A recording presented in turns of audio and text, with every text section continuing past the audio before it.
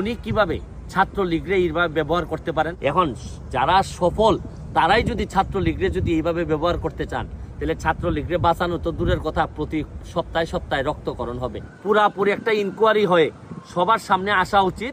উনার কি একবারও বুক কাঁপলো না যে আমি কিভাবে ছাত্রলীগের এই দুধ ভাত কলা ছেলেদেরকে, যারা জীবনে মাত্র শুরু করছে, তাদেরকে কিভাবে আমি নিয়ে যাই এই ছাত্রলীগকে কি এইটা ব্যবহার করার জন্য, যে আপনি কোনো ধরনের ঝামেলা হইলে ছাত্রলীগরে নিয়ে যাবেন?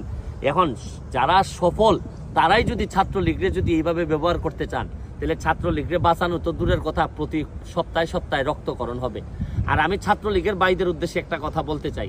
দেখেন, একটা জিনিস খেয়াল করে দেখেন, যে ছাত্রলীগের ছেলেরা মার খাইলো, তারা এই যন্ত্রণা নিয়ে বিসিএস তো দূরের কথাই, তাদের তো এখন জীবন চালানোই কঠিন হয়ে যাবে। কিন্তু ছাত্রলীগের খরচ দিতে হবে, কিন্তু ছাত্রলীগের মায়ের, ছাত্রলীগের যে কষ্ট করে যে মা এই পর্যন্ত ঢাকা বিশ্ববিদ্যালয় পর্যন্ত আনছে, তার খরচ দিতে হবে তার মায়ের।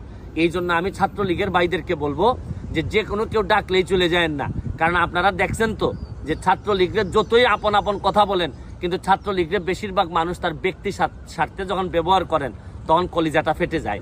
পুরাপুরি একটা ইনকোয়ারি হয়ে সবার সামনে আসা উচিত, এবং ভবিষ্যতে যেন এই ধরনের ঘটনা কেউ ঘটাইতে না পারে, ছাত্রলীগের যেন ব্যবহার করতে না পারে।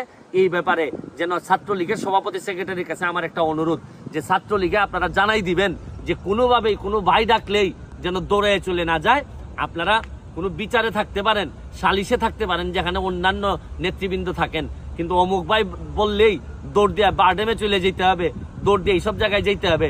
আমি ছাত্রলীগের সভাপতি সেক্রেটারির কাছে বলবো, এই বিষয়টা আপনারা যেন সামনে নিয়ে আসেন, ছাত্রলীগকে যেন এটা জানান দেন যে ছাত্রলীগ যে কোনো কাজে ব্যবহার করা যাবে না। আজকের মতো বিদায় নিচ্ছি। ভালো থাকবেন, সুস্থ থাকবেন।